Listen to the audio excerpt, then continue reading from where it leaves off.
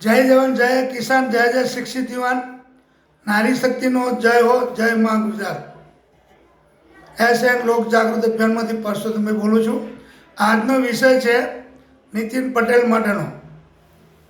એક કડીમાં સભા યોજેલી।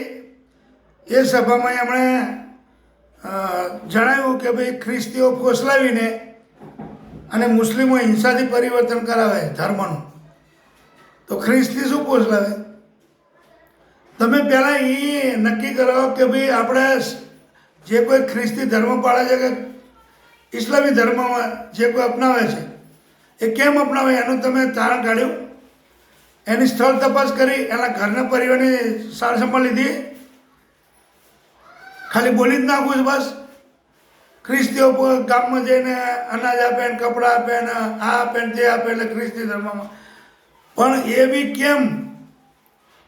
અને આતંકવાદી આ મુસલમાનો કયો આતંકવાદ બતાવો આપણા દેશમાં? બધાએ દેશ આઝાદમાં બધાએ મદદ કરી છે, અને છતાં તમે જે શબ્દો વાપરો છો બહુ ખોટા છે, તમને બધી ખબર છે। અને જો તમે આ કહેતા હો ખ્રિસ્તીઓ ફોસલાવીને મુસ્લિમો હિંસાથી ધર્મ પરિવર્તન કરાવે તો તમે ડામો એને કેમ ડામતા નથી? ખબર પડે, તમારા માણસો તો છે જ ભાજપના, ભેગા કરીને તપાસ કરાવો, એરેસ્ટ કરો, પકડો બધાને। કઈ જગ્યાએ ધર્મ પરિવર્તન કરાવે છે, કયા હોલમાં છે, કઈ મસ્જિદમાં છે, કયા ચર્ચમાં છે, કોણ કરાવે છે, કેમ કરાવે છે? પકડ્યા તમે કોઈને? અને ધર્મની અમુક સંસ્થાઓ છે તો એ કામ કરે છે, તો તમે એમ કહો 2030માં 145-50 કરોડ થઈ જાય, 150 કરોડ, પણ વસ્તી જરૂરી છે। પણ આપણે તો કેવું છે, અમારા બેન અમે એક, ક્યાંથી વસ્તી વધશે?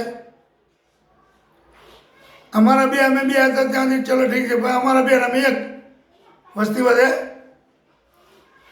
ડબલ આધાર કાર્ડ, ડબલ ચૂંટણી કાર્ડ, ડબલ પાન કાર્ડ, એમાં વસ્તીનો વધારો દેખાય। જવાબદારી બધાની કરી, પણ આપણી તમારી જવાબદારી પહેલાં તમે છો। તમે સ્થળ તપાસ કરો, કયા ચર્ચમાં આ લોકો ક્યાં પરિવર્તન કરાવે, કેમ કરાવે અને શું ઓણપ છે, ધર્મ પરિવર્તન કરે છે એ કઈ સમાજના છે, એમની મિટિંગ કરો, એમને શું પ્રોબ્લેમ છે એનો સોલ્વ કરાવો। કોઈ પણ સમાજનો હોય એમની મિટિંગ કરો, એમને સોલ્વ કરો, ભાઈ શું પ્રોબ્લેમ છે, તમે કેમ જાઓ છો, ખ્રિસ્તી ધર્મ કેમ અપનાવો છો? હવે મુસ્લિમ કે આતંકવાદ, અરે ભાઈ એ ક્યાં આતંક તમને ક્યાં લઈ ગયા? એક પણ બતાવો કે ભાઈ અહીંથી આટલા માણસો લઈ ગયા આતંકવાદ બનાવ્યા ધર્મ પરિવર્તન કરાવીને? ધર્મ પરિવર્તન માણસ કંટાળીને લેતો હોય, કેમ? એને કોઈ જાતનો ન્યાય ક્યાંય મળતો નથી એટલે ધર્મ પરિવર્તન લેતા હોય। તમે હિન્દુ છો તો હિન્દુ તરીકે જે કોઈ સમાજ ધર્મ પરિવર્તન કરતું હોય એને તમે તપાસ કરી, સપોર્ટ કર્યો કે એના ઘરમાં શું પ્રોબ્લેમ છે, કે એના ગામમાં એને કંઈ પ્રોબ્લેમ છે, કે એના સમાજમાં કુટુંબમાં શું પ્રોબ્લેમ છે, એને ભેગા થઈને સમાધાન કરાયું? કંઈ કરાવવું નથી। ભાઈ માણસ શું કરશે? એને જીવવો છે તો કંઈ ને કંઈ ધર્મ પરિવર્તન કરીને જીવવાનો। જાતિવાદ, જ્ઞાતિવાદ, મૂડીવાદ, આ બધા વાતમાં આપણા હિન્દુ ધર્મનું પતન થઈ જવાનું। આની તપાસ કરો, અને આ રીતે તમે જે વાત કરીને ખરેખર તમે જાણતા હોય તો તાત્કાલિક તમે પોતે જ આખી કમિટી બની તપાસ કરો, અને જે બની ગયા ધર્મમાં પરિવર્તન થઈ ગયું, પણ હવે બીજા ના થાય એનો રસ્તો કરો। ડાયરેક્ટ ખોટા બદનામ કોઈ ના કરો, અને કર્યું હોય એમને પકડી ધર્મ કરો ને કેસ દાખલ કરો, ખોટા કોઈને ધર્મ પરિવર્તન કરાવ્યું હોય તો। બીજું તમને કંઈ આવડતું જ નથી? આવું ના હોય। તમે આડેધડ પ્રવચનમાં ધ્યાન ના બોલી નાખો। જુઓ, જાણો, સમજો, વિચારો, અને એવું હોય તો એની કમિટી બનાવીને તમે ગામમાં ફેરવો કે ભાઈ કોઈ કયા પરિવારને, કઈ સમાજને કોઈ તકલીફ છે, બેસી નિકાલ કરો તો આપણો ભારત દેશ બચશે. પણ તો ગામડા દલિત ને દરબારો ને ઠાકોરો ને મારા ઠાકોર ને મારા દલિત ને મારા કેવા પટેલ ને અલગ અલગ સમાજના અલગ અલગ આગેવાનો બની જશે અને સ્ટન્ટો કરશે જેવા ને તેવા, અને છેલ્લે ભાજપ કોંગ્રેસમાં જતા રહેશે ને પાર્ટીમાં ટિકિટ લઈને બેસી જશે. તો આ રીતે સમાજ ઊભી થાય.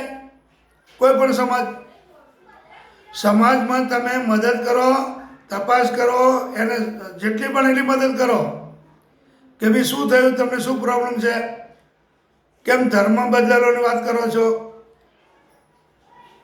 સર્વ સમાજ એક સમાન બને ને તો ધર્મ બને, પણ એવું તો કંઈ લાગતું નથી.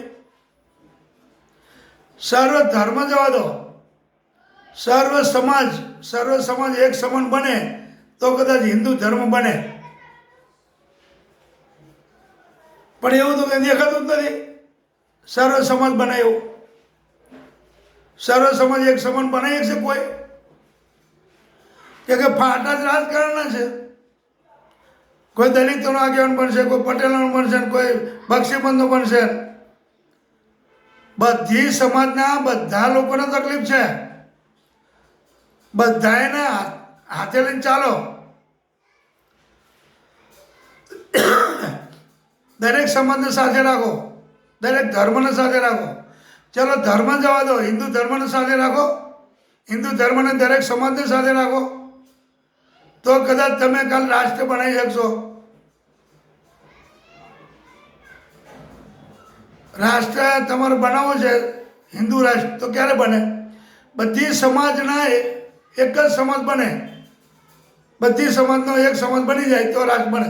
પણ એવું તો દેખાતું નથી. કેમ કે આવા આક્ષેપો મારો, આવા આક્ષેપો કે ભાઈ આ ખ્રિસ્તી ધર્મમાં ગયો સમાજ, હિન્દુ ધર્મ ગયો, પણ કેમ ગયો એ તપાસ કરો. ઝીણવટી એની કમિટી બનાવો, ગામે ગામમાં ફેરવો કમિટી, અને આ જે કંઈ ધર્મ પરિવર્તન કરતા એને રોકો. એવું કર્યું તમે? ના.